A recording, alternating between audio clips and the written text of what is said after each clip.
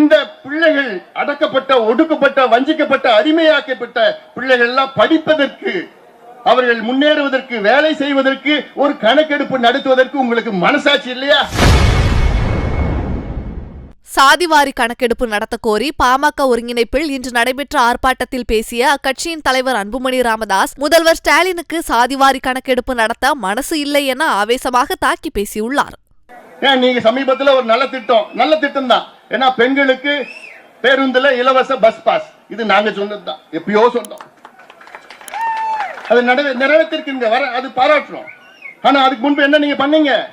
எத்தனை பெண்கள் இந்த பஸ்ஸை பயன்படுத்துவாங்க, எத்தனை பெண்களுக்கு தேவைப்படுது, எத்தனை பெண்களுக்கு தேவைப்படாது, அந்த கணக்கெடுப்பு நடத்துவீங்களா இல்லையா? ஏன் பெண்களுக்கு இப்ப 1000 ரூபாய் கொடுத்தீங்களே, வரல, அது வராது. அந்த 1000 ரூபாயில மொத்தமா எத்தனை பெண்களுக்கு முதல்ல அதுல ஒரு 2 கோடியே 10 லட்சம் பெண்களுக்கு கொடுக்க போறோம்னு சொன்னீங்க. அதுக்கப்புறம் அதுல 1 கோடியே 25 லட்சம் தான் வரும்னு சொன்னீங்க. அப்ப எந்த கணக்கெடுப்பு அடியில் இதெல்லாம் செஞ்சீங்க நீங்க?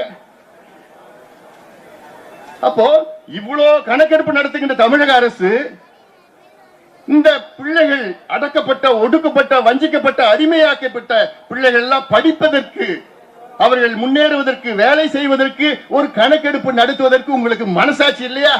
சட்டம் இருக்கிறது, நியாயம் இருக்கிறது, எல்லாம் இருக்குது, அதிகாரம் இருக்கிறது, நிதி இருக்கிறது, ஆள் இருக்கின்றார்கள், எல்லாம் இருந்தோம்.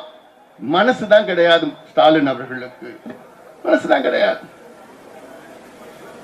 ஆனா நீங்க சமூக நீதி எங்கள் உயிர் மூச்சு, நாங்க தந்தை பெரியாருடைய வாரிசு, அவங்க தாத்தா, அப்படிலாம் பேசுறது மக்கள் எல்லாம் இதெல்லாம் ரொம்ப கேவலமா கொச்சையா பார்த்துட்டு இருக்கிறாங்க. அவருக்கு தெரியுதா அந்த செய்தி? அவருக்கு போதாலேன்னு தெரியல. எனக்கு செய்தி வந்துட்டு இருக்குது. ஏன்னா அவங்க கட்சியில இருக்கிற, அவங்க கூட்டணியில் இருக்கிற கட்சிகளே இன்னைக்கு ஆமா எடுக்கணும் எடுக்கணும் எடுக்கணும்னு சொல்லிட்டு இருக்கிறாங்க. இது கூட்டணி பிரச்சனையோ கட்சி பிரச்சனையோ இதான் கிடையாது. இது சமூக நீதி பிரச்சனை. சமூக நீதி பிரச்சனை. இது ஏதோ ஒரு ஜாதி, அந்த ஜாதி, இந்த ஜாதி இவங்க கேட்டா இவங்களுக்கு இடஒதுக்கீடு அதிகமாகவும் குறையும், அந்த நிலைக்கு நாங்க வரல. அதை விட மிக மிக மிக முக்கியமான ஒரு செய்தி என்ன? தமிழ்நாட்டில் 69 விழுக்காடு இடஒதுக்கீடு நாம் பெற்றுக் கொண்டிருக்கின்றோம். இந்தியாவில் எந்த மாநிலத்திலும் 69 விழுக்காடு எந்த மாநிலத்திலும் கிடையாது. தமிழ்நாட்டில் மட்டும்தான் இருக்கு. செய்திகளை உள்ளது உள்ளபடி தெரிந்து கொள்ள ரெஃப்ளெக்ட் நியூஸை சப்ஸ்கிரைப் பண்ணுங்க.